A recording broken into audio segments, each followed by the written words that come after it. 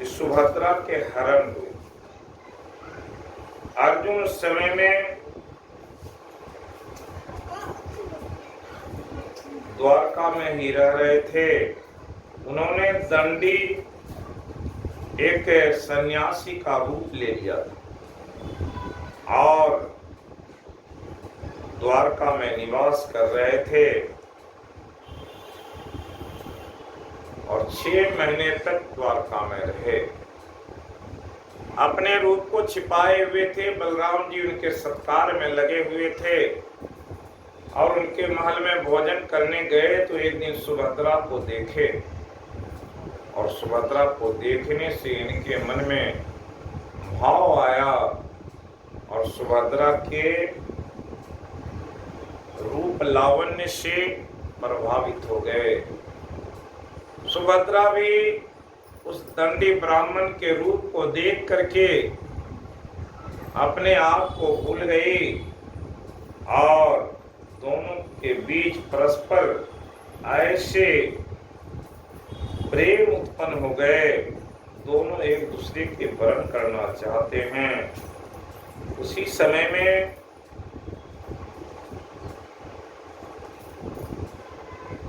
भगवान चाह रहे हैं कि सुभद्रा के विवाह अर्जुन से हो, लेकिन बलराम जी चाहते कि सुभद्रा का विवाह दुर्योधन से करें। दोनों के बीच ऐसे द्वंद्व और उन द्वंद्वों के बीच भगवान कृष्ण की लीला। भगवान कृष्ण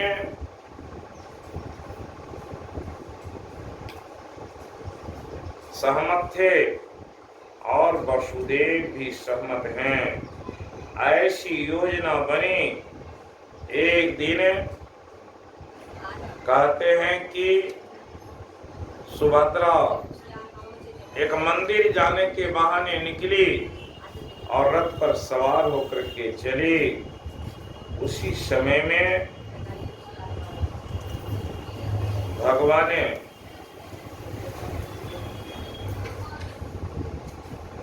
ऐसी लीला कि भगवान सुभद्रा के उस रथ पर चढ़ने के समय बोले, अर्जुन ये सुभद्रा तुम्हारे भविष्य की धरोहर है। समय आएगा इसी के पुत्र, इसी के पौत्र तुम्हारे राज के रखवाला। इसलिए सहमति व्यक्त किए थे और अर्जुन सुभद्रा को लेकर के चले। बलराम जी भी जाने जैसे अपने सैनिकों को उनके पीछे दौड़ा दिए। अर्जुन सैनिक से मुकाबला कर रहे और सुभद्रा रथ चला रही। सुभद्रा सारथी बन गई। तो भगवान उस समय में आए और बलराम को सुनाए, नीतिगत बात सुनाए। आप कहते हैं सुभद्रा का हरण अर्जुन कर रहा है, लेकिन मैं तो कह रहा हूं कि सुभद्रा ही अर्जुन के हरण कर, क्योंकि आगे सुभद्रा सारथी का काम कर रही है, अर्जुन अपने अस्त्र शस्त्र चला रहे। कहते हैं भगवान के ऐसी बात को सुन करके समझ गए बलराम जी कि भगवान की ऐसी लीला है और इसलिए वे चुप हो गए। सुभद्रा का हरण हुआ। सुभद्रा को लेकर के अर्जुन हस्तिनापुर गए और विवाह किए। सुभद्रा के पुत्र अभिमन्यु, सभी जानते हैं कि भगवान की लीला कैसी हुई। और इस संबंध में अभिमन्यु जब सुभद्रा के गर्भ में हैं। एक दिन जिज्ञासा हुई तो कहते हैं कि अर्जुन से जानने की कोशिश की कि युद्ध की कला क्या हो।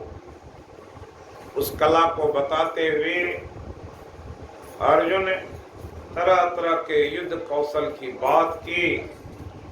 गर्भ में पलने वाला शिशु भी उस बात को सुन रहा है। इसलिए गर्भ में ही अर्जुन बता रहे थे सुभद्रा को कि चक्रव्यूह का भेदन कैसे होता है। चक्रव्यूह के रचना, चक्रव्यूह के भेदन के बारे में सुना रहे थे। उसी क्रम में सुभद्रा सो गई और जिसके कारण अभिमन्यु को पूर्ण ज्ञान नहीं हुआ, माताओं को बताए, संसार के लोगों को बताए। जब जीव गर्भ में होता है, गर्भस्थ शिशु को भी चेतना होती है और उस चेतन अवस्था में जो कुछ उसे जानते,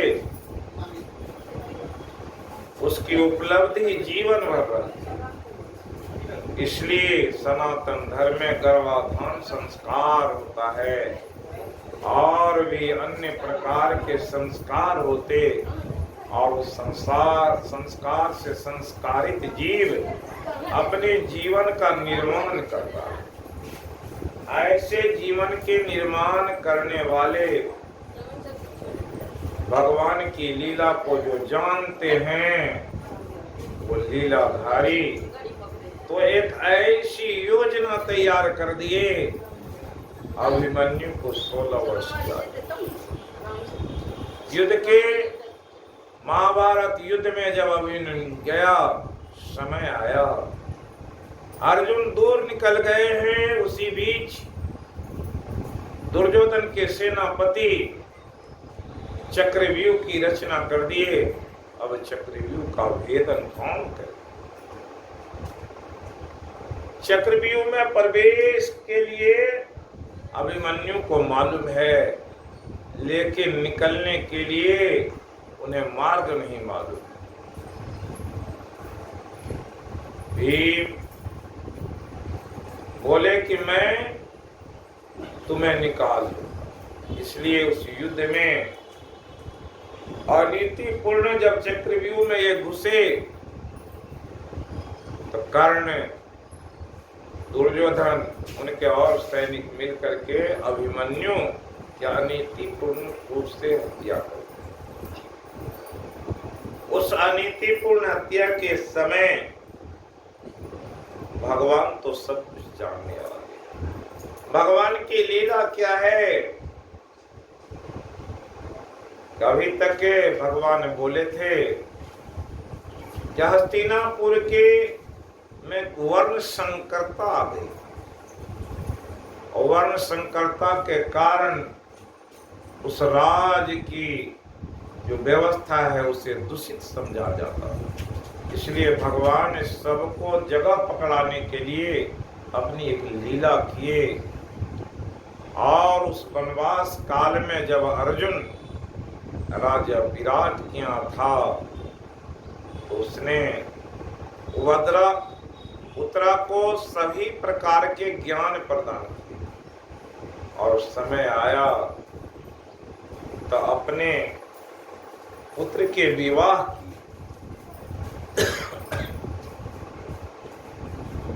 और अभिमन्यु के पत्नी उत्तरा के गर्भ में परीक्षित पल रहा है। और उस समय में ऐसे संकट आए, उस संकट से उबारने के लिए अश्वत्थामा जब अपने ब्रह्मास्त्र को चला दिया तो अश्वत्थामा के उस ब्रह्मास्त्र से रक्षा करने के लिए भगवान उत्तरा के गर्भ में प्रविष्ट कर करके अपनी गदा लेकर के उनके गर्भ की रक्षा। और रक्षा किए वही परीक्षित। समय आया तो गर्भ में तो भगवान को देखे थे, प्रत्यक्ष में भगवान को नहीं जान रहे थे। इसलिए तो सुखदेव जी से पहले प्रश्न किए कि मैं भगवान कृष्ण को अपने गर्भ में देखा था, तो भगवान तो हमारे ऊपर अभी भी कृपा बनाए हुए हैं। इसलिए तो जब परीक्षित जानना चाहता था कि जब कुछ ही समय शेष रहा तो मुक्ति के क्या उपाय, भगवान की कृपा से सुखदेव जी उनके यहाँ पहुंचे और सुखदेव जी ने जब बताया इस 7 दिनों में भगवान कृष्ण के लीला गुणधाम को सुनना, कथा के श्रवण से 9 प्रकार की भक्ति संपन्न हो जाती है। इसलिए श्रवणम कीर्तनम विष्णु स्मरणम पाद सेवनम अर्चनम वंदनम सख्यम और आत्म निवेदनम का काम कथात्म श्रवण से पूरा हो जाता है। श्रवण करने से श्रवण का भाव कैसा होना चाहिए, इसलिए तो कहा कि भगवान की कथा सुनने से श्रीनिवताम स्वकथा कृष्ण पुण्य श्रवण कीर्तन, श्रवण और कीर्तन करने से पुण्य होता है। और ऐसे जब श्रवण और कीर्तन करते तो स्वतः भगवान के स्मरण हो जाते, और जब भगवान के सामने पहुंचते हैं तो उसके दर्शन, पाद सेवन और अर्चनन और बंधन का भी भाव बन जाता है। और जीव जिस तरह से रिश्ते रखते भगवान से उसके वैसे संबंध हो जाते हैं, उसी संबंध के कारण भगवान से लोगों के संबंध स्थापित हो जाते हैं। जो जैसे भगवान के संबंध स्थापित कर लेते, उनकी वैसी स्थिति हो जाती। कहते हैं भगवान की लीला को जानना साधारण सी बात नहीं। भगवान विष्णु सर्वोपरि हैं, उनके लीलाओं को जिन जिन लोगों ने श्रवण किया और उनके मनन किए, जीवन में मुक्ति के राह खुले। उसी क्रम में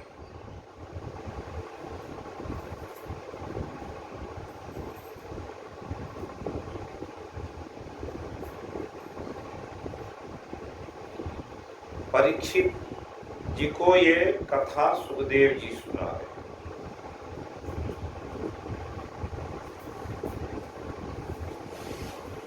कहते हैं कि जब यज्ञ करके निवृत्त हुए तो भगवान के वसुदेव जी तो भगवान से के जो बहुत सारे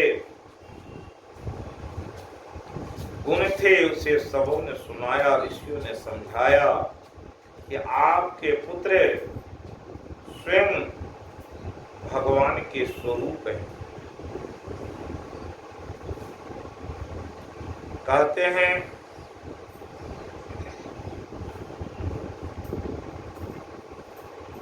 कि परीक्षित जी आगे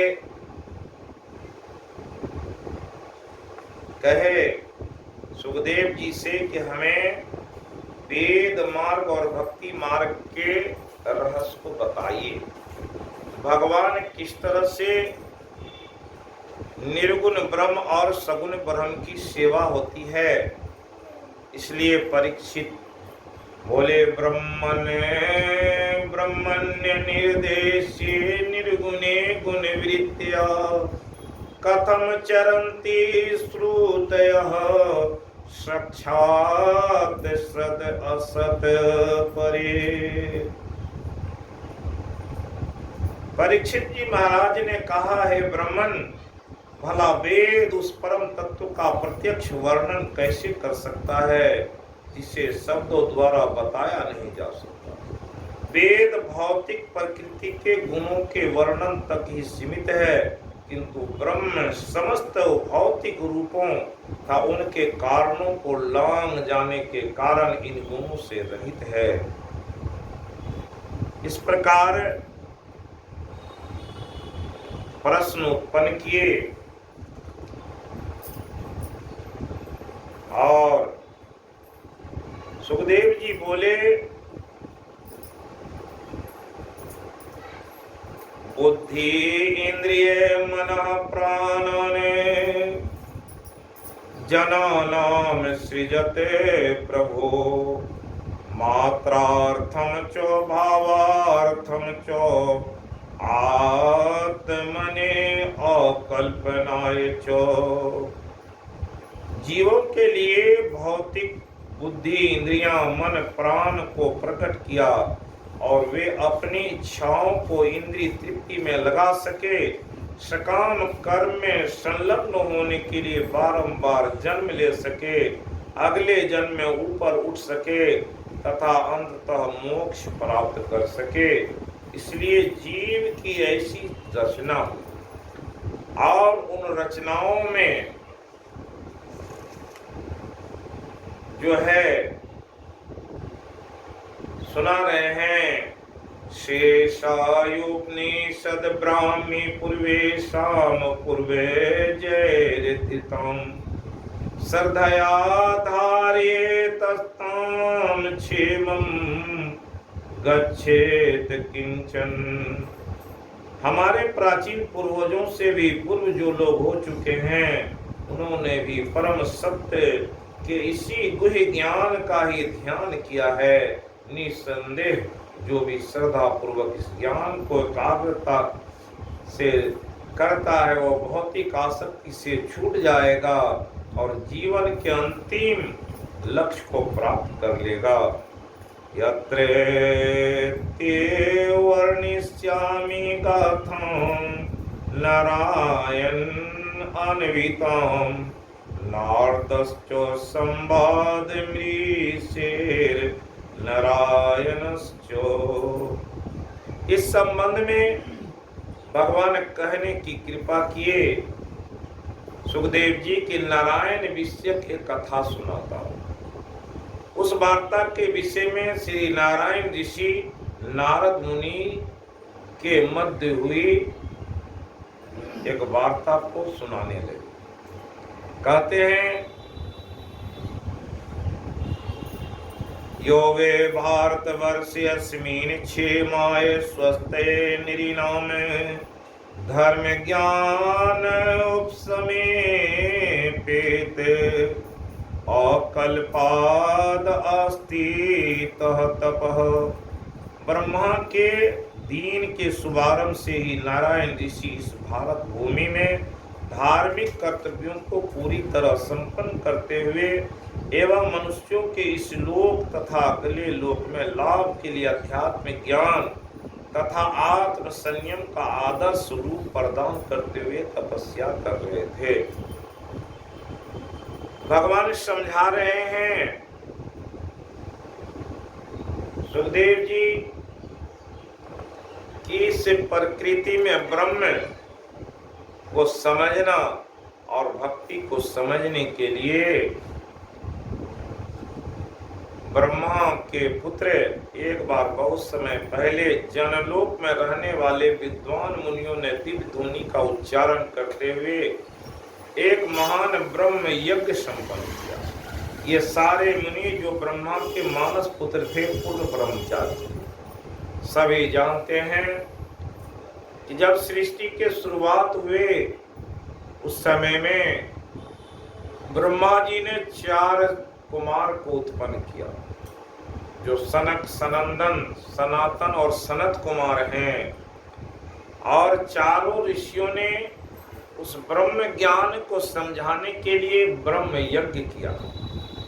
उस यज्ञ में कहते हैं कि सनंदन कुमार को मुख्य वक्ता बनाया गया और सभी श्रोता बने। और कहते हैं कि भगवान की उन विभूतियों को और श्रुतियों में जो ज्ञान है उस ज्ञान को सनंदन कुमार सुनाने लगे। नारद जी बताए कि उपनिषद और श्रुतियों में सत्य के विभिन्न पक्षों से संबंधित इनमें से श्रुति सर्वश्रेष्ठ है, पुरुषोत्तम भगवान के शुद्ध अनन्य भक्ति पर बल देती है। उपनिषद सर्वप्रथम उसका निषेध करते हैं जो भगवान से पृथक है, तब उनके मुख्य गुणों का वर्णन करने से हमारा ध्यान भगवान की ओर आकृष्ट करते हैं। प्रकृति कहते हैं बृहत उपलब्ध्यम एतत् अवयवती अवशेषतया यत् उदयातमयो विकृतेर्मृदि वाविकीतात अतः ऋष्यो दधु त्वयि मनोवचन आचरितं कथम यथा भवन्ति भुवि तत्पदानि नृणाम्। इस जगत की पहचान परम पूर्ण से की जाती है। परम ब्रह्म समस्त जगत की अंतिम नींव है। यद्यपि समस्त उत्पन्न वस्तुएं उनसे उत्पन्न हुई हैं, अंत में उन्हीं में लीन होती है, तो भी परम पूर्ण पुरुषोत्तम अपरिवर्तित रहते हैं। इस तरह से मिट्टी से अनेक वस्तुएं बनाई जाती है, वे वस्तुओं उसी में लीन हो जाती है, लेकिन मिट्टी अपरिवर्तित रहती है। इसलिए सारे वैदिक ऋषि अपने विचारों, अपने शब्दों, अपने कर्मों को आपको ही अर्पित करते हैं। भला ऐसा और कैसे हो सकता है? जिस पृथ्वी पर मनुष्य रहते उसके पैर स्पर्श न हो। भगवान का सुना रहे हैं कि भगवान की वो ब्रह्म की सत्ता को बताते हुए बताए कि जैसे मिट्टी से कुछ सामान बनते और जितने बर्तन बनाए जाते, अगर मिट्टी को समाप्त कर दिया जाए उस स्वरूप को, तो फिर वो मिट्टी रूप में हो जाते। इसी तरह से बताते हुए कहे कि त्रिलोकपति बुद्धिमान लोग आपकी कथाओं में अमृत में सागर में गहरी डुबकी लगाकर समस्त कलेशों से छुटकारा पा लेते हैं, क्योंकि आपकी कथाएं ब्रह्मांड के सारे दूषण को धो डालती है। फिर उन लोगों के बारे में क्या कहा जाए जिन्होंने आध्यात्मिक शक्ति के द्वारा अपने मनों को बुरी आदतों से और स्वयं को काल से मुक्त कर लिया है। वे परम पुरुष निर्वाद आनंद भरे आपके असली स्वभाव की पूजा करने में समर्थ हैं।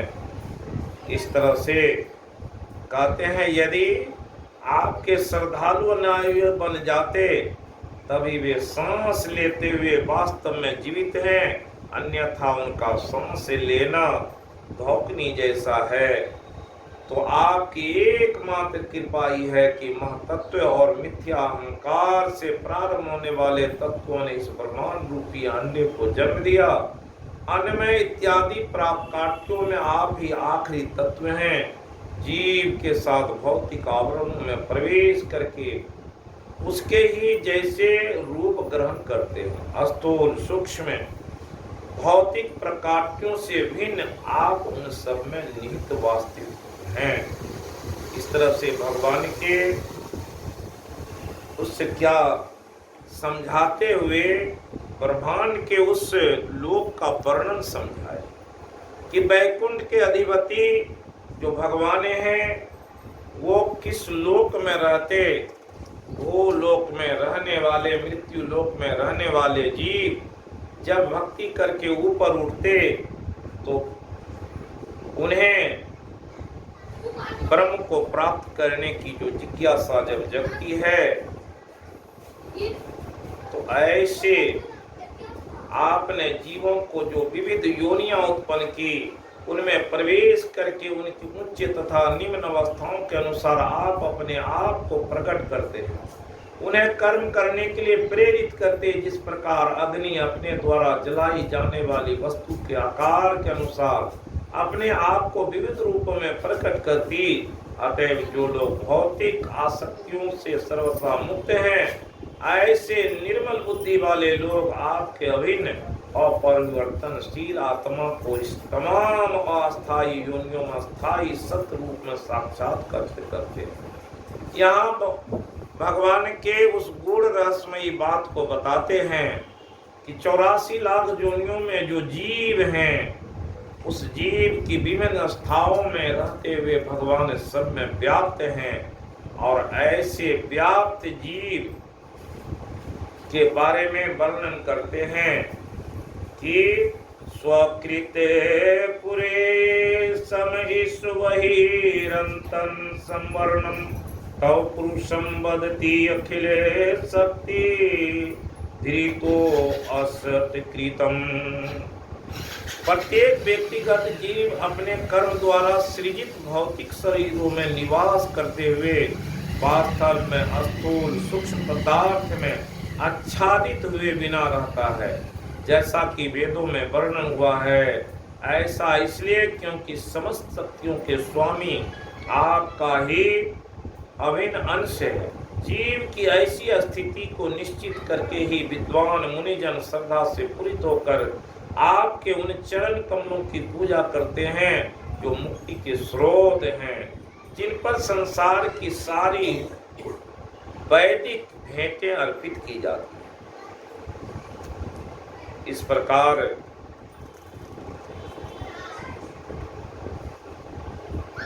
जब मानवीय शरीर आपकी भक्ति में सेवा से निमित्त काम में लाया जाता तो यह आत्मा मित्र और प्रेमी की तरह कार्य करता है, किंतु दुर्भाग्यवश यदि आप बद्ध जीवों के प्रति सदैव कृपा प्रदर्शित करते तो हर तरह के स्नेह पूर्वक उनकी सहायता करते।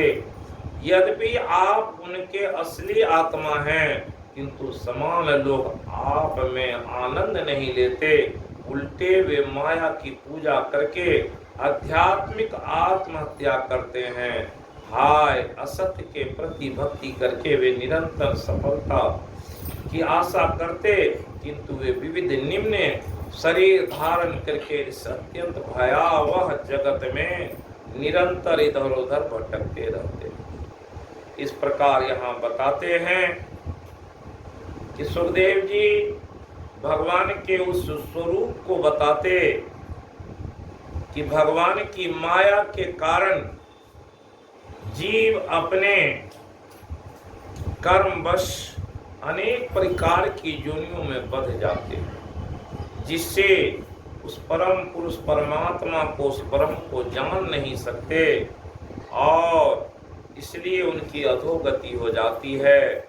और ऐसे जिनके अंदर में ज्ञान हो जाता, इस जगत का हर व्यक्ति हाल ही में उत्पन्न हुआ है या और शीघ्र ही मर जाएगा, अतएव यहाँ का कोई भी व्यक्ति उन्हें कैसे जान सकता है। जो हर वस्तु के पूर्व के विद्वान थे, जिन्होंने प्रथम विद्वान ऋषि ब्रह्मा और उनके बाद छोटे बड़े देवताओं को जन्म दिया, जब वे लेट जाते और हर वस्तु को अपने भीतर समेट लेते हैं तो कुछ भी नहीं बचता, न तो स्थूल न सूक्ष्म, न ही इससे बने शरीर, न ही काल की शक्ति ही।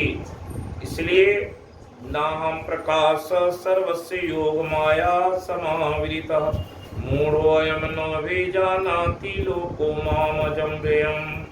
गीता में कहा कि संसार में परमात्मा की माया ऐसे आच्छादित है, लोग उस परम पिता परमात्मा को समझ नहीं पाते और जिसे जगत में जानना है उसके लिए जानने की आवश्यकता नहीं समझते।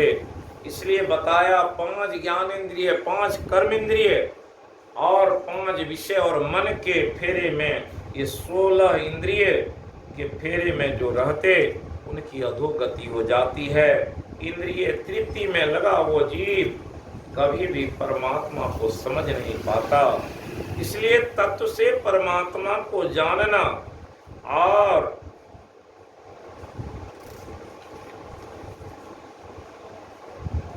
जो भक्त आपको समस्त जीवों के आश्रय के रूप में पूछते हैं वे मृत्यु की परवाह नहीं करते। उनके सिर पर आप अपना पैर रखते हैं, लेकिन आप वेदों के शब्दों से अभक्तों को पशुओं की तरह बांध लेते हैं, भले ही वे प्रकांड विद्वान क्यों नहीं हो। आपके स्नेही भक्तगण ही आपने आपको तथा अन्यों को शुद्ध कर सकते हैं, आपके प्रति शत्रु भाव रखने वाले नहीं।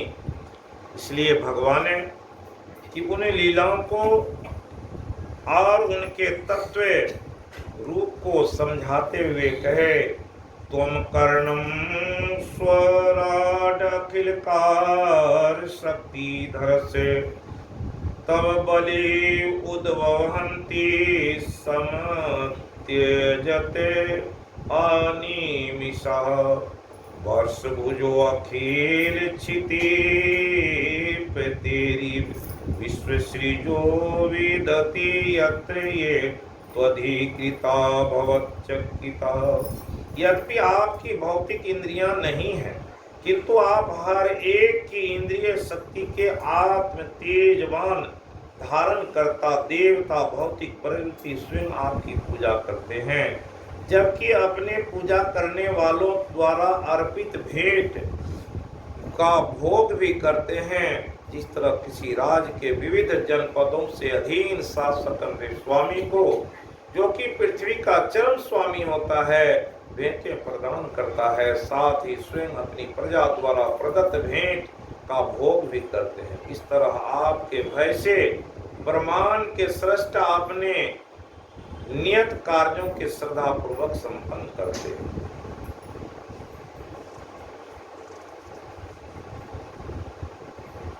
अस्थिर चर जात कहते नित्युक्त दिव्य भगवान आपकी भौतिक शक्ति विविध चर और अचर योनियों को उनकी भौतिक इच्छाएं जगाकर प्रकट कराती है, लेकिन ऐसा तभी होता जब आप उस पर अल्प दृष्टि डालकर उनके साथ क्रीड़ा करते। हे पुरुषोत्तम भगवान, आप किसी को न तो अपना घनिष्ठ मित्र बनाते न ही पराया। ठीक उसी तरह से जिस तरह से आकाश का अनुभव गम्य दोनों से कोई संबंध नहीं होता, इस अर्थ में आप शून्य के समान हैं।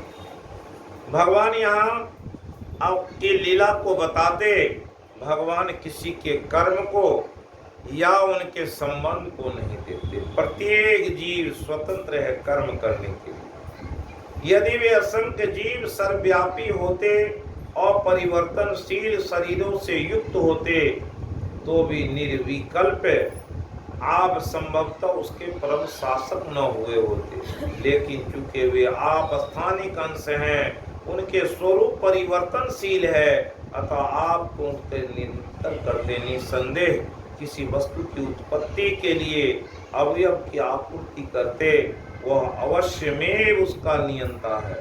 इस प्रकार भगवान के स्वरूप को बताते हुए कहते हैं, न घटतोद्भव प्रकृति पुरुषयोर जय उभय युजा भवन्ति सुभृतो जल बुध बुधवते त्वयि तेयि मे ततो विधि विविध नाम गुणे परमे सरित इवार्णवे मधुनि लील्यो शीर्षा। न तो भौतिक प्रकृति ही न उसका भोग करने के लिए प्रयत्नशील आत्मा कभी जन्म लेता है। फिर भी जब ये दोनों संयोग करते हैं तो जीवों का जन्म होता। जिस तरह जहाँ जहाँ जल से वायु मिलती वहाँ वहाँ बुलबुले बनते, जिस तरह से नदियां समुद्र में मिलती, विभिन्न फूलों के रस शहद में मिल जाते, उसी तरह से सारे बद्ध जीव अंतोगत्वा अपने विविध नामों गुणों समेत आप परम पूर्ण में पुनः लीन हो जाते हैं। भगवान के उससे प्रकृति को बताया कि संसार में जीव किस तरह से जन्म लेते और जन्म लेने के बाद अपने भगवान की माया किस तरह से सारे मनुष्यों को मोहती है। वे आपकी उत्कट प्रेम में ही सेवा करते, आपका जन्म मृत्यु से मुक्ति के स्रोत हैं। भला आपके श्रद्धावान सेवकों को भौतिक जीवन का भय कैसे पता चलता? दूसरी ओर आप वही वक्र भुएं काल चक्र की तेरी नेमी बारंबार उन्हें भयभीत बनाती है, जो आपके शरण ग्रहण करने से इनकार करते।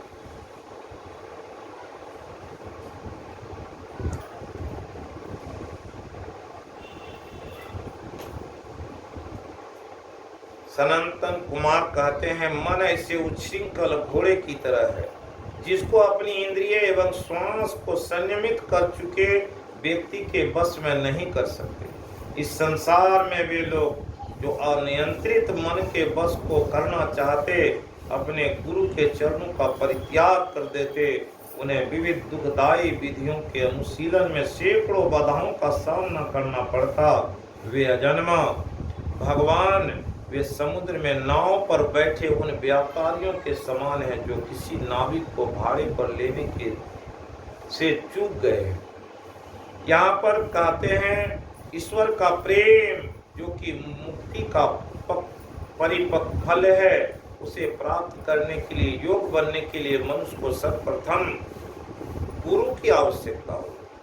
यद्यपि ऐसा कर पाना कठिन है, किंतु जब मनुष्य इंद्रिय तृप्ति की अपनी लत को हटाकर आध्यात्मिक जीवन के उच्चतर आनंद का स्वादन करने लगता है, किंतु केवल भगवान के प्रतिनिधि गुरु की कृपा से ही वह उच्चतर लोगों की प्राप्ति कर सकता है। जीवन के सारे लाभ दिलाने वाला मनुष्य शरीर प्रकृति के नियमों द्वारा स्वतः प्राप्त होता है।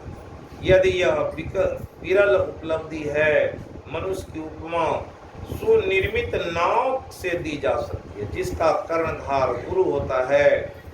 भगवान के आदेश मार्ग के अनुकूल वायु के तुल्य हैं। सभी लाभों पर विचार करके मनुष्य अपने मनुष्य शरीर का वो भवसागर को पार करने के लिए नहीं करता, उसे अपने ही आत्मा का हत्यारा माना जाना चाहिए। इस तरह से कहते हैं, स्वजन सुत आत्मदार धन धाम धरा सुर थे से त्वयि सती किम निरिनाम श्रेयत आत्मनि सर्वर से। जो व्यक्ति आपकी शरण ग्रहण करते, उनके समक्ष आप स्वयं को परमात्मा रूप में प्रकट करते हैं जो समस्त दिव्य आनंद के स्वरूप हैं। ऐसे भक्तों के लिए अपने सेवकों, बच्चों का शरीरों, अपनी पत्नियों, धन, घरों, अपनी भूमि, स्वास्थ्य, वाहनों का क्या उपयोग रह जाता। जो आपके विषय में सच्चाई को समझने में असफल होते तथा यौन आनंद के पीछे भागते रहते हैं, उनके लिए संपूर्ण जगत में सदैव विनाशील है, महत्व से विहीन है। ऐसा क्या है जो असली सुख प्रदान कर सके? इस तरह से कहते हैं कि संसार के लोग अपने इंद्रिय तृप्ति में लगे हुए। ऋषिगण मिथ्या गर्भ से रहित होकर पवित्र तीर्थ स्थानों जहाँ जहाँ श्री भगवान के लीलाएं प्रदर्शित की उसका भ्रमण करते हैं, इस पृथ्वी पर निवास करते हैं। भक्त आपके चरण कमलों में अपने हृदय को रखते, अतः उनके पांवों को धोने वाला जल सारे पापों को नष्ट कर देता है। कोई अपने मन को एक बार भी समस्त अस्तित्व के नित्य आनंद में आत्मा रूप आपकी ओर मोड़ता है, वह घर पर ऐसे पारिवारिक जीवन के अधीन नहीं रहता जिससे मनुष्य के अच्छे गुण छीन लिए जाते। यह प्रतिदिन किया जा सकता है। जगत अस्थायी रूप से सत्य है, क्योंकि इसकी उत्पत्ति अस्थायी सत्य से हुई है। किंतु इसका तार्किक खंडन हो सकता है। निसंदेह कभी कभी कार्यकरण का ऊपरी अभेद सत्य सिद्ध हो पाता है, तभी तो सत्य वस्तु का फल भ्रामक होता है।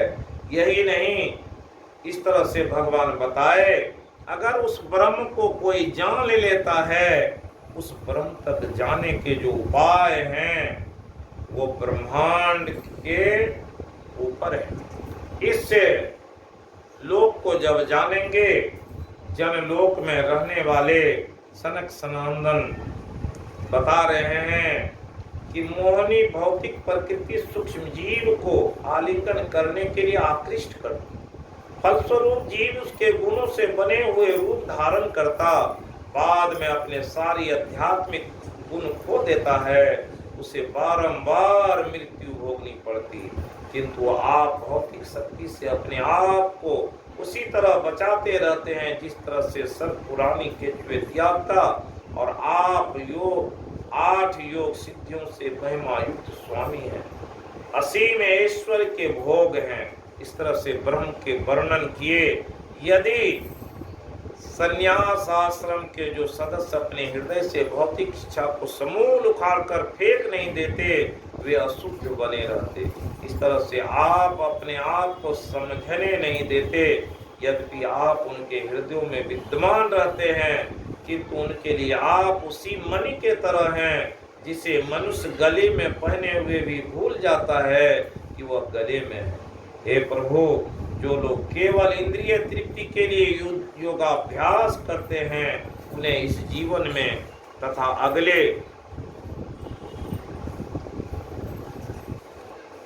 जीवन में भी उस मृत्यु से जो उन्हें नहीं छोड़ेगी, धन मिलना शुरू हो जाता है। आपसे भी जिनके धाम तक वे नहीं पहुंच सकते। इसलिए यहाँ पर समझाने की कृपा किए, जब मनुष्य आपका साक्षात्कार कर लेता है, तब वो अपने विगत पवित्र पाप में कर्मों से उदित होने वाले अच्छे तथा बुरे भाग की परवाह नहीं करता, क्योंकि इस अच्छे या बुरे भाग को नियंत्रित करने वाले एकमात्र आप ही हैं। ऐसे स्वरूप सिद्ध भक्त इसकी भी परवाह नहीं करते, सामान्य जन उसके विषय में क्या कर सकते।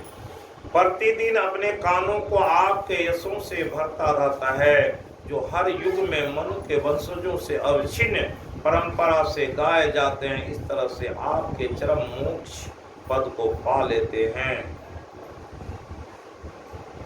भगवान के इस तरह से ऋषि के व्याख्यान को सुन करके कहते हैं,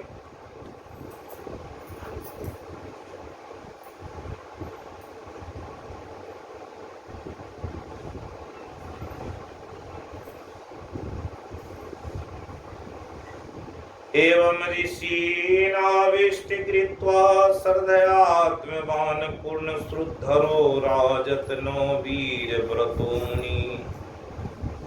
नारद बोले, नमस्ते तस्मै भगवते कृष्णया अमल कीर्तये यो धत्ते सर्वभूतानां भवाप्यो सती कला। नारद मुनि ने कहा, मैं उन निर्मल कीर्ति वाले भगवान कृष्ण को नमस्कार करता हूँ, जो अपने सर्व आकर्षक व्यक्तिगत विस्तारों को इसलिए प्रकट करते हैं जिससे सारे जीव मुक्ति प्रदान प्राप्त कर सकें। और नारद मुनि ने ऋषियों के अग्रणी नारायण ऋषि को तथा उनके संत सदृश शिष्यों को भी शीश झुकाया। तब मेरे पिता द्वैपायन व्यास की कुटियों में लौट गए। इस तरह से भगवान ने नारद मुनि का आदर सत्कार किया, उन्हें बैठने के लिए आसन दिया। उन्होंने स्वीकार किया कि नारद मुनि ने उनसे कह सुनाया, उन्होंने नारायण ऋषि के मुख से सुना था। और इस प्रकार भगवान ने जीवात्मा और आत्मा के भेद से कहते हैं कि नारद जी उसी ज्ञान को सुनाए। इसके बाद ब्रह्म का ज्ञान नहीं होने से देवासुर मनुष्येषु ये भजन्ति शिवम शिवम प्रायते धरिणो भोजा न तु लक्ष्मया पतिहरिम। राजा परीक्षित ने कहा, जो देवता असुर मनुष्य परम वैरागी शिव जी की पूजा करते हैं वे सामान्यतया धन संपदा इंद्रिय तृप्ति का आनंद लूटते हैं, जबकि लक्ष्मीपति भगवान हरि की पूजा करने वाले ऐसा नहीं करते।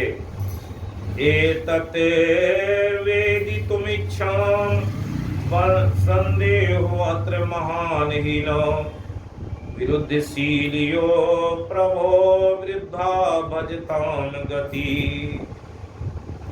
कहते हैं सुखदेव जी अधिक परेशान किए हुए दरअसल विपरीत चरित्रों वाले दोनों प्रभुओं की पूजा करने वालों को जो फल मिलते हैं वे अपेक्षा से विपरीत होते हैं। भगवान बता रहे हैं सुखदेव जी कि शिव ब्रह्मा और विष्णु की भक्ति के बारे में बताते कि शिव जी सदैव अपनी निजी शक्ति भौतिक प्रकृति के साथ संयुक्त रहते हैं। प्रकृति के 3 गुणों के अनुरोध पर अपने आप को 3 रूपों में प्रकट करते हैं। वे सत्व रजो और तमो गुणों के अहंकार के त्रितत्व के धारण करने वाले हैं। इसलिए जो उनकी भक्ति करते उन्हें सब कुछ मिल जाता, क्योंकि वो संसार के भौतिक वस्तुओं के क्या है धन संपत्ति जो कुछ चाहते प्रकृति में अपने इंद्रिय तृप्ति भी उन्हें प्राप्त हो जाती। लेकिन भगवान श्री हरि जो ब्रह्म के रूप हैं उनकी भक्ति करने वाले के क्या भाव होते। हरि ही निर्गुण साक्षात पुरुष प्रकृति पर स्व सर्वदृग उपद्रष्टा तम भजत निर्गुणो भवेत। भगवान श्री हरि का भौतिक गुणों से कोई सरोकार नहीं होता। वे सर्वद्रष्टा नित्य साक्षी पूर्ण पुरुषोत्तम भगवान हैं जो भौतिक प्रकृति के परे हैं। उनकी पूजा करता है वह भी उन्हीं के तरह भौतिक गुणों से मुक्त हो जाता है। कहते हैं कि जो भगवान विष्णु की पूजा करने वाले होते, भगवान विष्णु कैसे हैं। यस्यामनुगृहामि हरे तत्स्तने ततो धनम त्यजत्यस्य स्वजना दुख दुखितम। श्री भगवान ने कहा, यदि मैं किसी पर विशेष रूप से कृपा करता हूँ तो मैं धीरे धीरे उसके धन से वंचित करता हूँ। तब ऐसे निर्धन व्यक्ति के स्वजन तथा मित्र उसका परित्याग कर देते। इस तरह से वह एक के बाद दूसरा कष्ट सहता जाता है और भक्तों से सुख तथा दुख दोनों का अनुभव करना पड़ता। इसलिए नहीं कि भौतिक कर्म के फल हैं, अपितु भगवान से प्रेम करने के कारण अल्पकालिक प्रतिफल होते हैं। भगवान विष्णु के भक्त धर्म पर जब चलते तो उनके धन भगवान ले लेते। उनकी तरह तरह से जो संसार में उनकी लिप्सा रहती है उसे भी भगवान समाप्त कर देते। यशो यदा वित्तोद्योगो निर्विनश्यात् नेहा मत्परे कृतमेत्यस्करिष्ये मदनुग्रम। जब वह धन कमाने के अपने प्रयासों में विफल होकर मेरे भक्तों को अपना मित्र बनाता तो मैं उस पर विशेष अनुग्रह प्रदर्शित करता हूँ। तम ब्रह्म परमं सूक्ष्मं चिन्मात्रं सदानंद अनंतकं विज्ञाय आत्मतया धीर संसारात् परिमुच्यते। इस तरह धीर बना हुआ व्यक्ति परम पूर्ण को जो आत्मा की सर्वाधिक सूक्ष्म तथा पूर्ण अभिव्यक्ति से एवं अंतहीन दिव्य अस्तित्व से परे हैं, सर्वोच्च सत्य के रूप में पूरी तरह से अनुभव करता है और यह अनुभव करते हुए परम सत्य उसके अपने अस्तित्व का आधार है, वह भौतिक जीवन के चक्र से मुक्त हो जाता है। मुझे पूजना कठिन है, इसलिए सामान्यतया लोग मुझसे कतराते हैं। मेरे बदले उन अन्य देवों की पूजा करते जो शीघ्र ही तुष्ट हो जाते। जब लोग इन देवों से राजसी ऐश्वर्य प्राप्त करते हैं तो वे उद्धत, गर्वोन्मत्त तथा कर्तव्यों की अपेक्षा करने लगते। वे उन देवताओं को भी अपमानित करने लगते, दुस्साहस करते जिन्होंने उन्हें वर दिया था।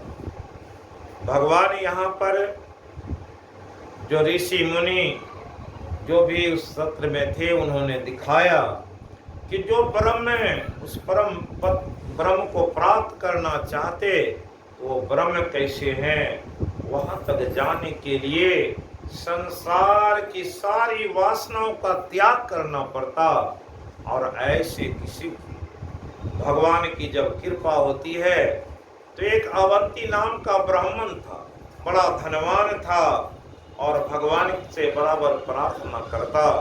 उस अवंती ब्राह्मण के भगवान ने जब उन पर कृपा किए तो उनके पास अकुत संपत्ति धन थे और बहुत सारे जमीन जायदाद थे। उससे भगवान ने कृपा किए तो उनके तरह तरह से व्यवधान उत्पन्न हो गए। उनके मित्र जो उसके जमीन की देखभाल करते थे वो जमीन हड़प लिए।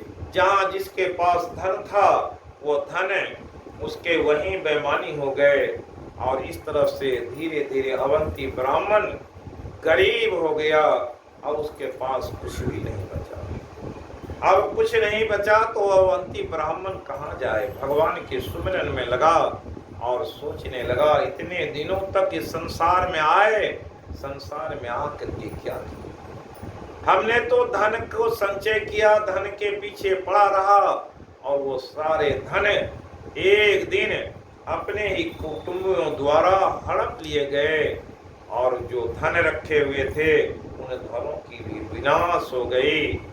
परमात्मा की कैसी लीला है। बड़ा व्यथित होकर के भगवान के चिंतन में थे तो उसी समय में भगवान की वाणी सुनाई पड़ी, ए अवंती, तुम्हें मैंने निर्धन बना दिया इसलिए कि तुम्हारे मोह धन से नष्ट हो जाएं। परिवार के लोगों से इसलिए विरक्त के भाव उत्पन्न हो गए, सबों ने तुम्हारे धन को छीन लिया। अब तो तू निस्सहाय हो गया है। अब तो तुम्हारे एक आश्रय वही ब्रह्म बचे हैं, इसलिए तुम्हें मुक्त होना है। इसलिए तुम परमात्मा की भक्ति करो जो सब आनंद प्रदान करने वाले।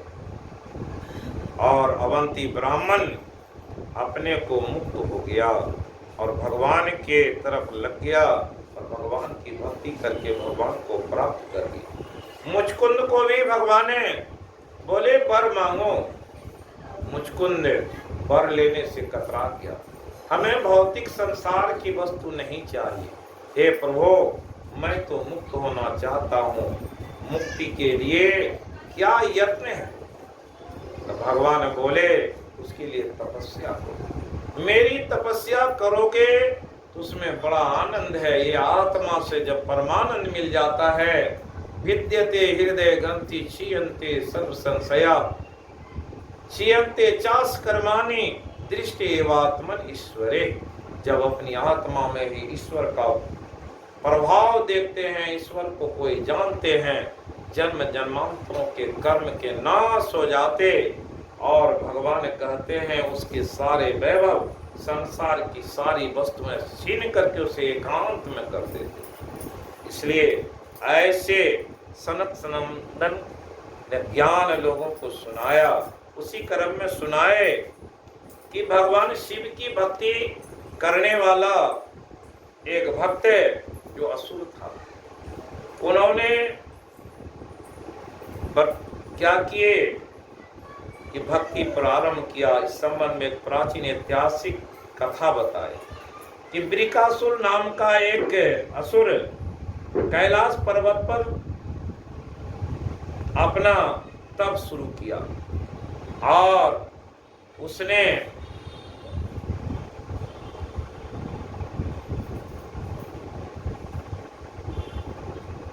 नारद मुनि से भेंट की और नारद मुनि से पूछा कि 3 देवों में सबसे पहले किसे प्रसन्न किया जा सकता है? तो नारद मुनि ने कहा, तुम शिव जी की पूजा करो तो तुम्हें शीघ्र ही सफलता प्राप्त हो जाएगी। वे अपनी पूजा करने वालों के रच मात्र भी उत्तम गुणों को देखकर तुरंत प्रसन्न हो जाते हैं। उनकी प्रसन्नता तुरंत हो जाती है, तुरंत कुपित भी होती है। वे 10 सिर वाले रावण से, बानासुर से तब प्रसन्न हो उठे जब उनमें से प्रत्येक ने राज दरबार के बंदी जनों की तरह उनके यश का गायन किया। तब शिव जी ने उन दोनों को अभूतपूर्व शक्ति प्रदान की, किंतु इसके फलस्वरूप उन्हें दोनों के कारण महान संकट उठना पड़ा। कहते हैं, इत्यादिष्टे तमशुर उपाधावत स्वगात्रतः केदारम आत्मक्रव्येन जुवानो अग्निमुखम हरम। कहते हैं, केदार में शिव जी की पूजा करने गया, वहां अपने शरीर से मांस के टुकड़े काट काट करके और पवित्र अग्नि में आहुति देने लगा। अग्नि शिव के मुख कहे गए, देवोपलब्धि प्राप्य निर्वेदात सप्तमे हनि। और वैसे करते देवता का दर्शन न पा करके वृकासुर हताश हो गया। अंत में 7वें दिन केदारनाथ की पवित्र नदी में अपने बाल भिगोकर अपने गीले ही रहने देकर उसने एक कुल्हड़ उठाया, अपना सिर काटने की तैयारी कर। लेकिन उसी क्षण परम दयालु शिव जी यज्ञाग्नि से प्रकट हुए, जो साक्षात अग्निदेव जैसे लग रहे थे। उन्होंने उस असुर को आत्महत्या करने से रोकने के लिए उनकी दोनों बाहें पकड़ ली। जिस तरह से ऐसी परिस्थिति में हम करेंगे, शिव जी का स्पर्श करने से वृकासुर एक बार फिर पूर्ण हो गया। शिव जी ने उससे कहा, है मित्र, बस करो, बस करो, तुम जो भी चाहो मुझसे मांगो, मैं तुम्हें वही वर दूंगा। उसने पृथा ही अपने शरीर को इतनी पीड़ा पहुंचाई, क्योंकि जो लोग शरण के लिए मेरे पास पहुंचते हैं उनके द्वारा मात्र जल की भेंट से भी मैं प्रसन्न हो जाता हूं। कहते हैं, उस पापी वृकासुर ने भगवान से जो वर मांगा वह सारे जीवों को भयाक्रांत करने वाला था। वृकासुर ने कहा, मैं जिसके भी सिर पर अपना हाथ रखूं उसकी मृत्यु हो जाए। यह सुनकर भगवान रुद्र विचलित से लगे। फिर भी वे भगवान सहमति दिए और ओम का उच्चारण किया और उन्हें ये वर दे दिए। जैसे ही वर पाए, वृकासुर सोच रखा था कि पहले शंकर को ही समाप्त करेंगे और पार्वती जी से विवाह कर देंगे। इसलिए वो वृकासुर बोले कि आपने तो वर दे दिया है, अब इसका परीक्षण कहाँ करें? कैसे मालूम पड़ेगा कि आपने वर दिया और जिसके सिर पर हम हाथ रखेंगे वो समाप्त हो जाए। इसलिए सोचा कि पहले शिव जी पर भी हाथ रखें। इसलिए शिव जी के पीछे दौड़ पड़े। शिव जी पृथ्वी लोक, आताल पाताल और स्वर्ग लोक में दौड़ते रहे और वृकासुर उसके पीछे दौड़ रहे। अब शिव जी को समझ में बात नहीं बैठ रही, कैसे इससे छुटकारा पाया जाए। शिव जी भागते हुए उससे क्षीरसाई भगवान विष्णु के पास में पहुंचे। त्राहि माम, क्या है बताए कि मैंने वृकासुर को एक वर दे दिया। वृकासुर को वरदान दे दिया है कि वो जिसके सिर पर हाथ रखेगा वो भस्म हो जाए। इसलिए उसका नाम भस्मासुर भी लोग कहते हैं। अब वृकासुर शिव के पीछा करते हुए भगवान विष्णु के उस लोक में पहुंचे और भगवान को खोज रहे। भगवान शिव कहाँ गए? भगवान विष्णु बोले शांत हो जाओ, तुम शांत हो जाओ, पहले कुछ तो विराम करो। जब इस लोक में आए तो यहाँ तो शांति, सत्व ही शांति है। और जैसे ही शांत होकर के बैठे, भगवान उसके पूछे कि क्या कारण है तुम इतने व्याकुल? उन्होंने बताया और बताया कि मैं जिसके सिर पर हाथ रखूंगा वो जल के भस्म हो जाएगा। भगवान शिव ने मुझे ऐसा वरदान दिया, इसलिए उसके परीक्षण के लिए मैं सोचा कि भगवान शिव के ही सिर पर हाथ रख दूं तो पता चल जाएगा कि ये उनके वर कामगर हैं कि नहीं। और अपनी अभिलाषा बता दिए तो तुरंत भगवान स्वयं अपनी ऐसी मोहनी रूप बनाए। अरे तू पार्वती से विवाह करना चाहता है तो पार्वती से विवाह कब करेगा? स्वयं वो मोहनी रूप को देखकर वृकासुर मोहित हो गया और वो मोहनी बोली के वृकासुर, मुझे तो भगवान शिव हमेशा अपने नृत्य दिखाया करते और उनसे मैं प्रसन्न रहती हूँ। अगर तुम विवाह करना चाहते तो एक बार तो हमें नृत्य दिखा। और उस नृत्य में जब करने लगे और वो मोहनी सूरत पर भूल गए और ऐसे भूले कि भगवान अपने हाथ को सिर पर रख करके ताथैया करने लगे और उसे इशारा किया, जैसे मैं नाच रही हूं वैसे नाचो।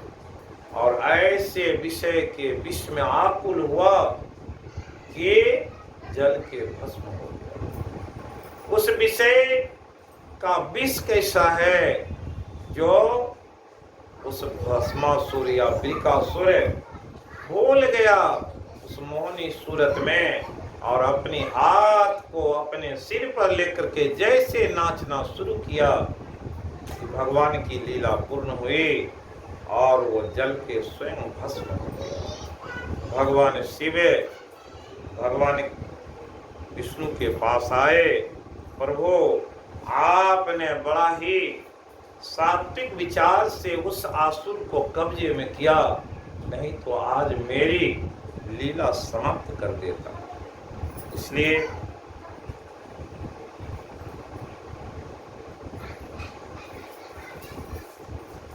भगवान विष्णु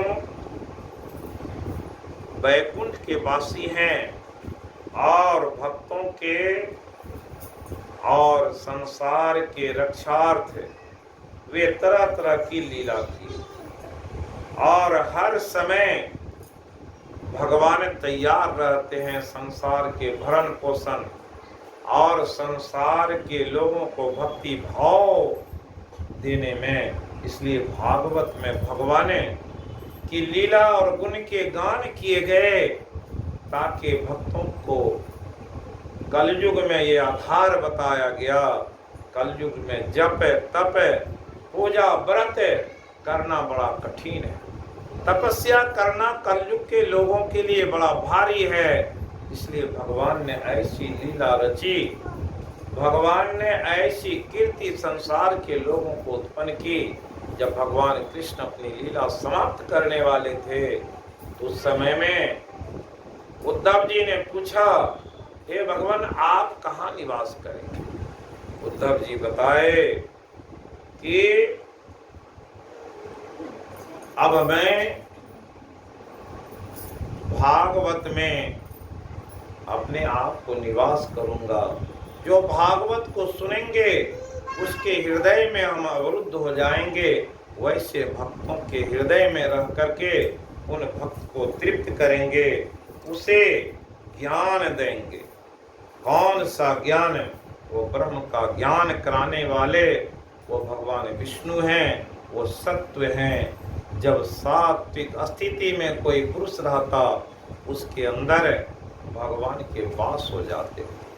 इसलिए सात्विक स्थिति में आने के लिए अभी जो वेद की वाणियों को सुने, भगवान भगवान कृष्ण की स्तुति की, उस स्तुति के क्रम में सनंदन सनत कुमार जो चारों वेद के ज्ञाता हैं, उनकी बात को ला करके नारद मुनि लोगों को सुनाए कि वेद कहता है कि अगर उस भगवान में अगर मन लग जाएगा तो संसार से विरक्ति हो जाएगी, संसार के धन वैभव सब यहीं भूल जाएंगे।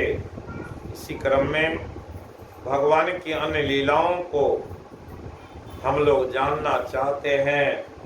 भगवान की लीला तो ऐसी है, उस लीला को समझना बड़ा भारी। एक बार रुक्मिणी जी और सभी रानियों में जो पटरानी सभी हैं, चले कहा? दुर्वासा जी के आश्रम। दुर्वासा जी के यहाँ जाने लगे तो दुर्वासा जी यमुना के उस पार में है और भगवान की इन पटरानियों ने ऐसा व्रत रखा था जो दुर्वासा जी के आश्रम में जाकर के उन्हें तृप्त कराना था। इसलिए खीर पूड़ी पकवान बहुत सारे व्यंजन लेकर के सभी चली। यमुना जी के तट पर गई तो देखा कि यमुना जी में बहुत पानी है। भगवान कृष्ण से पूछे आकर के कि हम लोग यमुना जी कैसे तपें? तो भगवान कृष्ण बोले कि जाओ यमुना जी से कहना, अगर कृष्ण बाल ब्रह्मचारी है तो हे यमुना जी आप अपने जल को समेट लें, हम लोग उस पार दुर्वासा जी से क्या आश्रम जाना चाहते। जैसे ही सभी पटरानियों ने कहा कि हे यमुना जी, अगर कृष्ण बाल ब्रह्मचारी है तो अपने जल को समेट लीजिए ताकि हम लोग उस पार जा सके। यमुना जी सिमट गई और दुर्वासा जी के यहाँ पहुंचे। दुर्वासा जी से मिलकर बड़ी खुशी हुई, उनको अपने भोग अर्पित किए और दुर्वासा जी सब चीज खाए।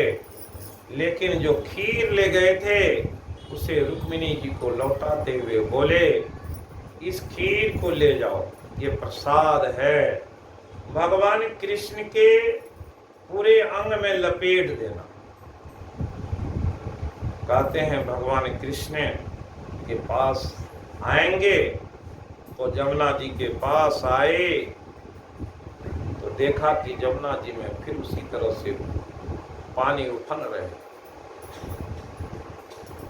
दुर्वासा जी के पास में लौट करके के सभी गए और बोले कि हे ऋषिवर, यमुना जी में जल की तरंग ऐसे हिलोड़े ले रहे हैं कि हम लोग अगर जाएंगे तो दब जाएंगे, कैसे जाए?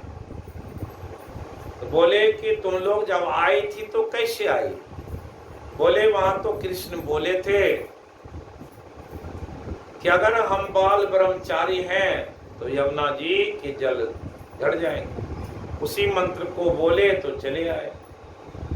तो दुर्वासा जी बोले यमुना जी के तट पर जाओ और बोलना कि अगर दुर्वासा जी कोई अन्न ग्रहण नहीं किए होंगे तो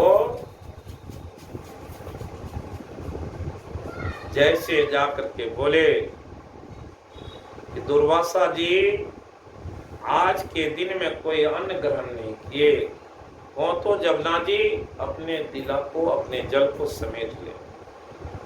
ऐसा सुनने के बाद यमुना जी के जल अपने फिर उसी स्तर पर आ गए। कहते हैं भगवान की दोनों की लीला सुन करके और पटरानियों के मन में भाव उत्पन्न हो गया कि दुर्वासा जी तो अभी बहुत सारे चीज खाए, अन्न को खाए, लेकिन ये कौन सी बात है कि आकर के बोले।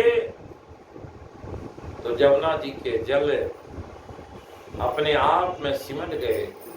इधर कृष्ण को 16,108 पटरानियां हैं और वो कहते हैं कि बाल ब्रह्मचारी हैं। तो जमुना जी सिमट गए। अब इस भेद को लेकर के 8 पटरानी भगवान के पास में आए और भगवान से सुनाए। तो भगवान बोले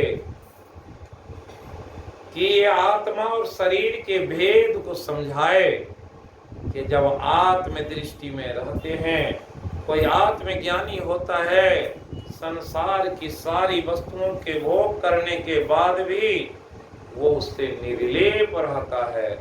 इसलिए तो गीता में कहे ब्रह्मण्याधाय कर्माणि संगम त्यक्त्वा करोति यः लिप्यते न स्वपापेन पद्म पत्रमेवांश। भगवान आत्म दृष्टि और भौतिक दृष्टि में भेद बतलाए कि संसार के लोग भौतिक दृष्टि रखते हैं और भौतिक दृष्टि रखने से उसमें लिप्त हो जाते हैं, लेकिन जो अध्यात्म से जुड़े हुए हैं वो आध्यात्मिक दृष्टि रहते, आत्म दृष्टि। अगर आत्मा की दृष्टि से देखते तो ये आत्मा तो न खाता है, न ये पीता है, न ये कभी मरता है, न जीता है। ये तो सनातन है, ये उस ब्रह्म का स्वरूप है। यह तेरजी तो सर्गे येषां साम्य स्थितम मनः निर्दोषम ही समम ब्रह्म तस्मात् ब्रह्मणि ते स्थितः। उस ब्रह्म में अगर प्रतिष्ठित होना चाहते हैं तो ब्रह्म तो निर्दोष है, वो किसी पर दोष नहीं लगाता, उसके समान हो जाएं। समान कब हो जाएंगे? जब समत्व का ज्ञान हो जाए।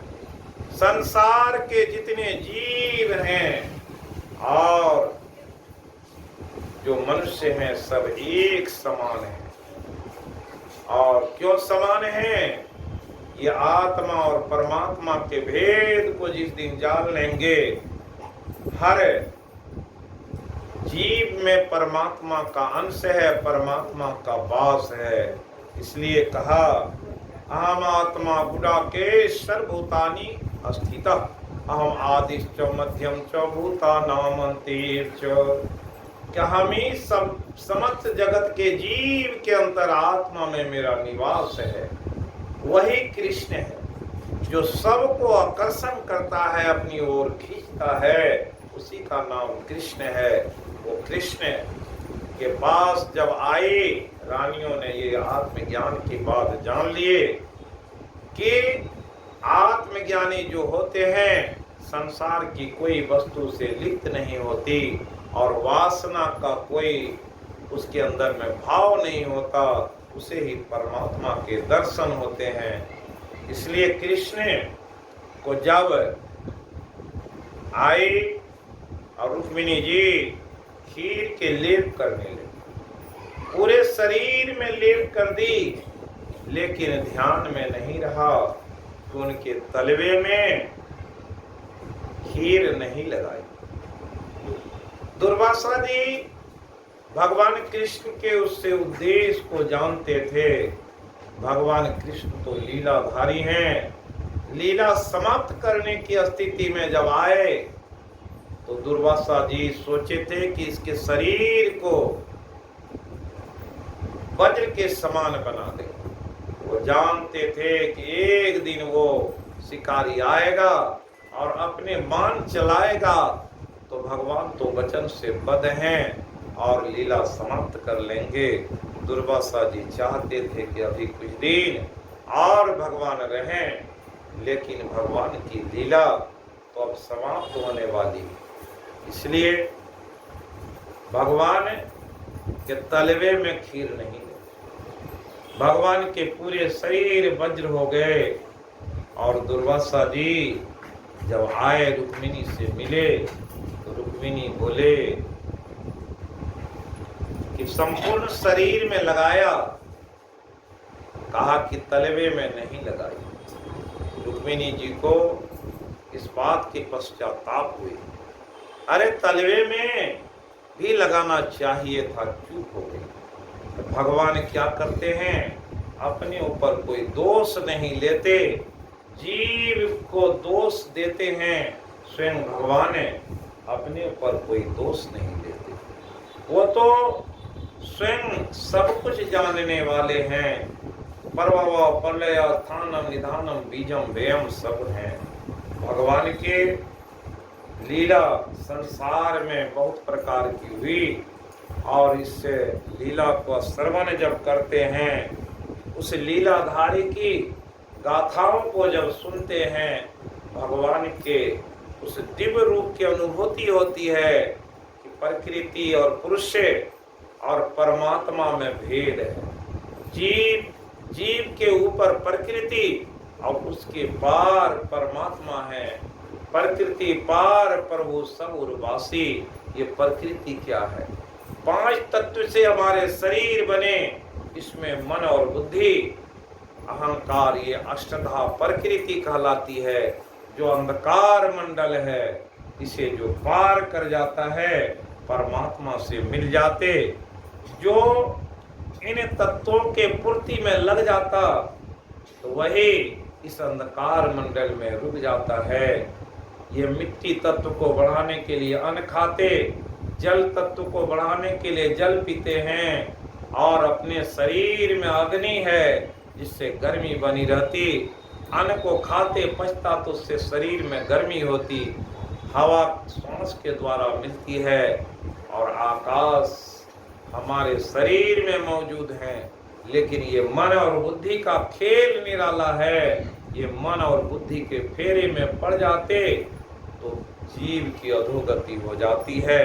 यही मन ही मनुष्य के मोक्ष का कारण है। एक बार सत्यभामा को समझ में आया, नारद जी पहुंचे। नारद जी बताए, सत्यभामा को बड़ा गर्व था। बोले कि सत्यभामा से कुछ दान करने के लिए कहा, जो आपकी सबसे प्यारी वस्तु है वो दान कर दो। तो सत्यभामा समझी कि हमारी प्यारी वस्तु क्या है। सत्यभामा बिना विचारे बोली कि सबसे प्यारे तो हमारे कृष्ण हैं, और मैं कृष्ण को आपको दान में देता। जैसे नारद जी सुने, सत्यभामा पर बोले, अरे भगवान को दान कर दिए तो भगवान तो अब हमारे हो गए। दान दी वस्तु छोड़ी नहीं जाती। अब कृष्ण को लेकर के बोले, प्रभु चलिए। सत्यभामा ने दान कर दिया। जैसे ही बात समझ में आई, अब नारद मुनि के तरह तरह से प्रार्थना करने लगी, हे मुनिवर मैंने समझा नहीं। तो बोले, इसके बदले में तो कुछ दान कर। अब कुछ दान करने की बात आई तो सत्यभामा सोची, अरे नारद मुनि को दान देना है तो चलो भगवान के लिए तुला दान कर देते हैं। तुला दान की व्यवस्था किए। भगवान तो मुस्कुरा रहे कि भगवान को कोई जीव कैसे नाप सकता है। तो तुला दान के लिए तराजू लाए गए। वो बड़े से तराजू पर भगवान को एक तरफ बैठाए गए, दूसरे तरफ सत्यभामा सोची कि अन्न फल या दुनिया के संसार की चीज क्या दें, रत्नों से तौल दें। इसलिए अपने पास जो भी रत्न थे, गहना जेवर, जितने स्वर्ण आभूषण थे, सब डालते गए। अब डालते जा रहे हैं। सारे सत्यभामा के पास जो भी खजाने थे सब खाली पड़ गई। अब रुक्मिणी जी के पास जाकर के बोली, अब भगवान की स्थिति देख करके नारद जी बोले, अरे तुम्हें पहले ही समझाया था कि भगवान को दान में तू दी, बदले में कुछ भी दे, अन्न दे देते, फल दे देते, पुष्प दे देते, तुम्हें तो बहुत सारी ये अहंकार के भाव हैं धन वैभव के। धन वैभव से भगवान को तौले नहीं जा सकते। और भगवान को बार बार प्रेरित कर रहे हैं, प्रभु आपकी सद्भावना पूरा नहीं कर सकी, मेरे साथ चले। कहते हैं सद्भावना गई रुक्मिणी के पास में। रुक्मिणी जी के पास में तो बहुत सारे, क्योंकि वो बहुत बड़े महाराजा की पुत्री हैं, उनके पास भी बहुत सारे सोने असरफी हीरे जवाहरात की बहुत सारी संपत्ति है, उसे लेते आए। वो भी लाकर के डाल दिए, फिर भी भगवान झुक नहीं पाए। सत्यभामा आई, सत्यभामा के पास रुक्मिणी जी आई, सारी पटरानियां आकर के बोलने लगी, अरे भगवान पर तुम्हारा अकेले अधिकार नहीं था, तुमने दान कैसे कर दिया? अगर दान किया तो तुमने सर्वस्व का दान किया। एक हाथ में अंगूठी थी, सत्यभामा से बोली, अभी तो तू एक अंगूठी तू रखे हुए है, उसे भी दान कर दे। जैसे उसे दान करने की बात सुने, सत्यभामा अंगूठी खोल करके भगवान को दी, उस तराजू पर डाले, तो अब भी क्या स्थिति है कि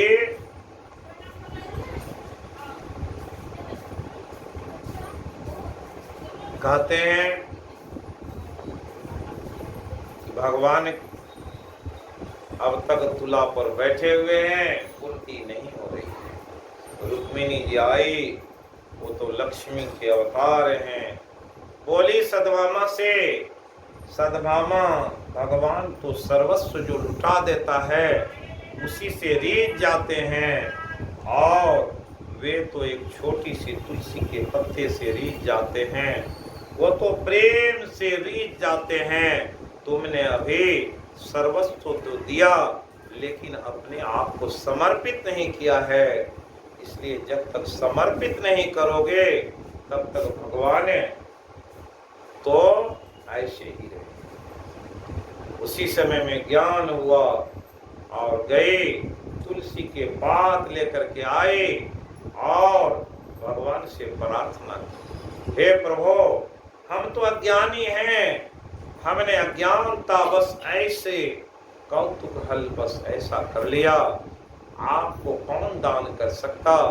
फिर दान दिए भी तो आपको संपत्ति से कौन तोल सकता है? इसलिए मैं समर्पित भाव से अब ये पुष्प अर्पित करती हूँ, हे प्रभु इससे रीझ जाइए। इसलिए भगवान बोले, पत्रम पुष्पम फलम तोयम यो में भक्त्या प्रयच्छति तद हम भक्त्योपहृतमस्नामि। उस भक्त के लिए मैं उस पत्र से, पुष्प से, जल से भी खुश हो जाता हूँ, मुझे धन वैभव की आवश्यकता है।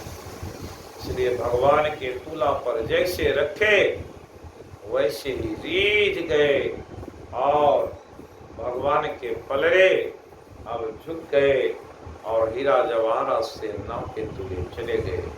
नारद जी खुश हुए और भगवान को मुक्त कर दिए।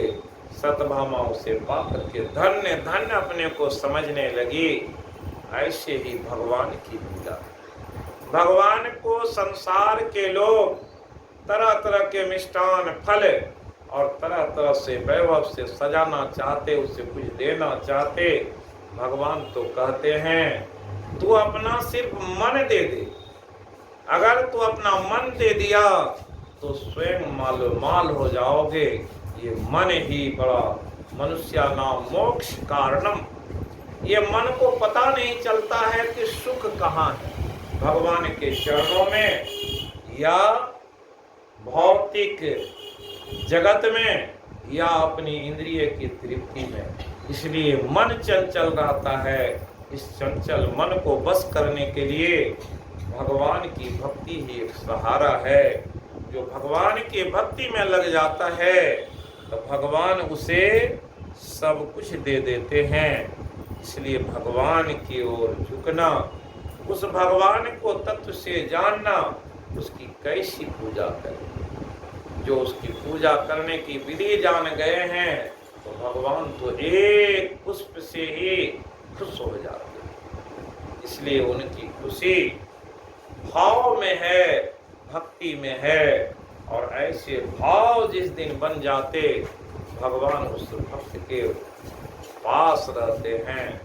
ऐसे भक्तों के गाथा को सुनने से प्रेरणा जगती है और उस प्रेरणा से प्रेरित जो होता है उसी भक्त की भक्ति पूरी होती। कहते हैं नामदेव जी के शहर में एक सेठ जी थे।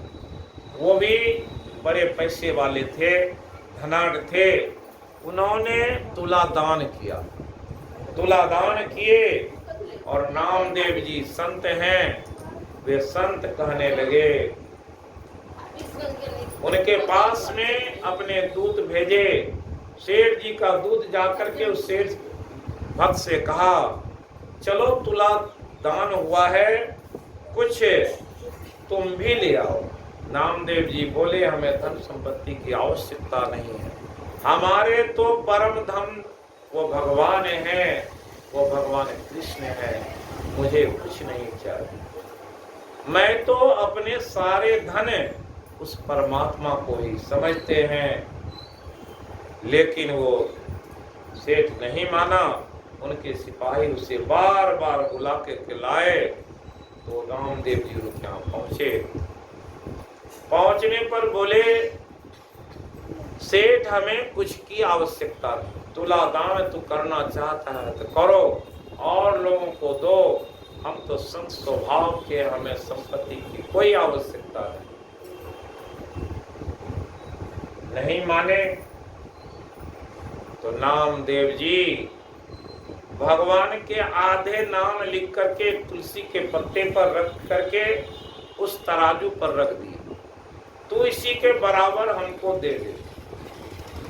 सेठ समझा, अरे तुलसी के बराबर में देने में कितना धन लगेगा, कुछ सोने चांदी के रखे, उससे नहीं झुका तो और रखे आभूषण देते गए, अब कोई भर नहीं रहा है। सेठ सोचा कि ये तुलसी के पात के बराबर लगता है कि हमारी सारी संपत्ति रख देंगे तो भी नहीं पूरा होगा। इसलिए बार बार प्रार्थना करने लगे।